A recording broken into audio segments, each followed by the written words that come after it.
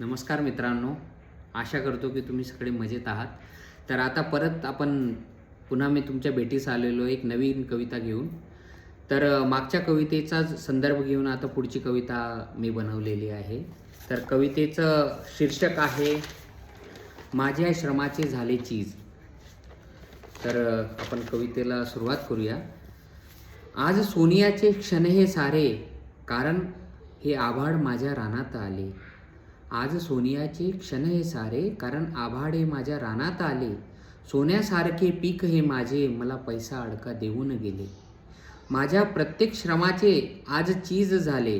माझ्या प्रत्येक श्रमाचे आज चीज झाले, कारण आज माझ्या मालाला वैभव प्राप्त झाले.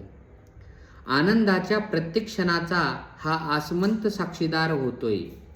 आनंदाच्या प्रत्येक क्षणाचा हा आसमंत साक्षीदार होतोय.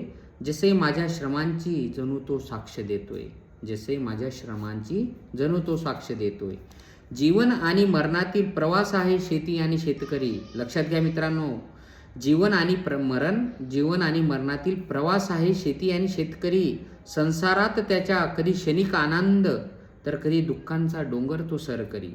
संसारात त्याच्या कधी क्षणिक आनंद तर कधी दुःखांचा डोंगर तो सर करी. 2 पैसे घरी येणार म्हणून माय माझी समाधानी आहे. आता शेतकरी हा शेवटचा मुखडा त्याच्या परिवाराबद्दल आहे. 2 पैसे घरी येणार म्हणून माय माझी समाधानी आहे. आता तरी नवी साडी चोळी घेईन हा विचार भार्या माझी करत आहे. भार्या म्हणजे त्याची पत्नी.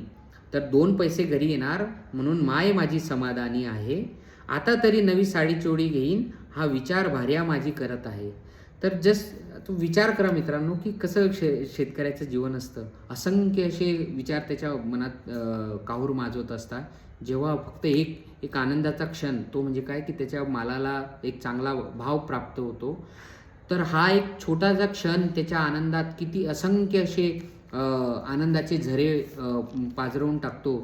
तर शेतकऱ्याचं जीवन हे असंच असतं की भलेही किती संकट आली, कितीही दुःख आले, तरीही तो नव्या उमेदीने परत त्या पुढील क्षणांची वाटचाल सुरू करत असतो आणि नव्या आव्हानांना तोंड देऊन अशा क्षणिक सुखांना तो आनंदित होऊन कधीही न डगमगता पुढील वाटचाल करत असतो.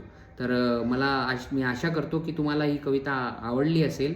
परत मी तुम्हाला सगळ्यांना हीच विनंती करतो की तुमचे फीडबॅक, तुमचे जे कमेंट्स आहेत ते मला पाठवा आणि तुम्हाला ही कविता कशी आली ते कळवा.